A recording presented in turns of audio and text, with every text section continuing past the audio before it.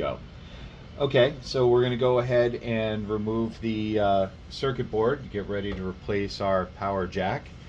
And first thing we're going to want to do is, of course, make sure that we're unplugged with the power.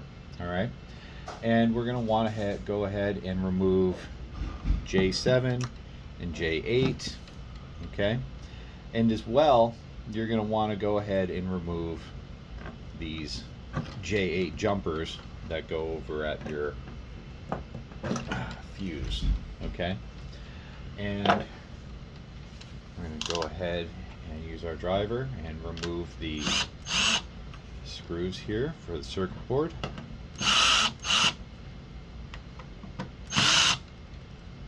Okay, and we can just leave the circuit board hanging down.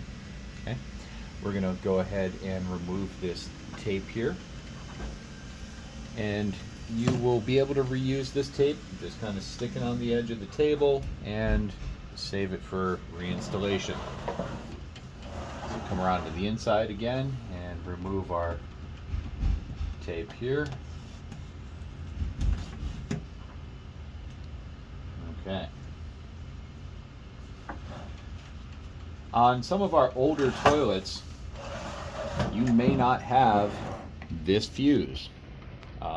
And you may not have as well the little jumper here that goes ahead and splits off at the fuse. You will only have the red and the black set here, okay? And that's fine. You can just go ahead and remove the jumper wire that we give you with your replacement, and you can go ahead and just use the red and the black J8, J7, no jumper, and connect those to the circuit board when you're going to go ahead and do your reinstallation. Okay.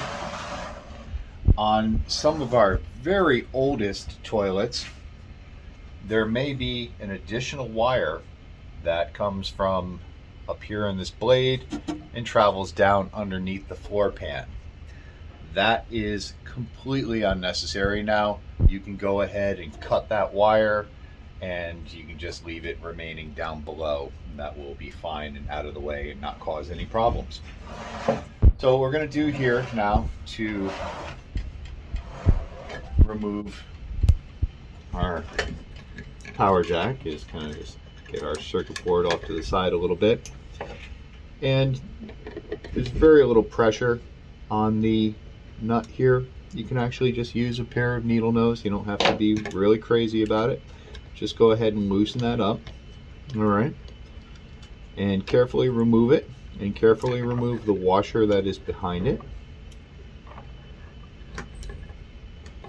And you'll want to save them and put them aside. Okay, and you can take your needle nose and help you to press your power jack through that opening. And we have here the twist tie on the inside, or cable tie. We're going to go ahead and take a pair of cutters and just snip that right off. And now we can go ahead and replace the power jack itself. Slide it out of the opening, wires through, and that's that. So now we'll take our new power jack and we'll do the inverse. We're going to go ahead and pass these wires back through.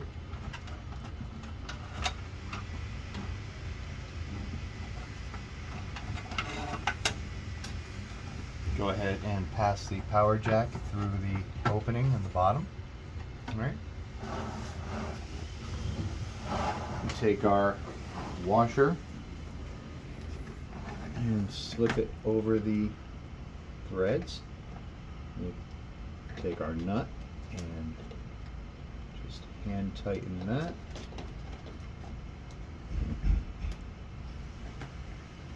And again, we'll just take our needle nose and just give that just a little bit. I'm holding on to the back end of the power jack on the inside while I'm doing this, just so it doesn't spin. And we go ahead and just give that a little snug. Okay. Next thing we'll do is we have our wires coming through. We're going to go ahead and take this back off again from the inside. All right. Take our tape, cover over the hole. Do the same on the outside. Tape over the hole. And from the inside and outside at the same time, press your fingers in together on either side of the tape so the tape is sticking to itself, and then smooth it out and make sure that it's got good contact to the body as well. That hole is now sealed off, and we can go ahead and take a look at our wires here for the fuse. The long wire is going to come up here to the top. Go ahead and slip that on. Right. The shorter wire, the jumper here, is going to go on the bottom. And again, if you don't have the fuse and you don't have the jumper, you would just avoid this whole step, and you would just go off and take this wire here, this nice long red wire, mark J8, and connect it directly to the circuit board. But seeing as we do have the fuse and we do have the jumpers, we're going to go ahead and continue by setting the clutch on our driver very low. We're going to go ahead and screw in our Phillips screws, mount our circuit board. Okay. Then we can go ahead and connect these wires back on. They're numbered J8.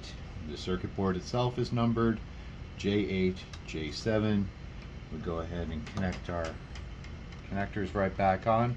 And if for some reason the connectors are very loose, what you can do is take your needle nose and just give a gentle squeeze right here, all right? And that will apply a little bit of pressure there so that it grabs onto the blades just a little bit tighter. So we'll slip those on. We'll use the needle nose just to seat it. Okay, now we can go ahead and plug it in and power it up. And there you go. Place the cover back on, screw it on, and you're all set.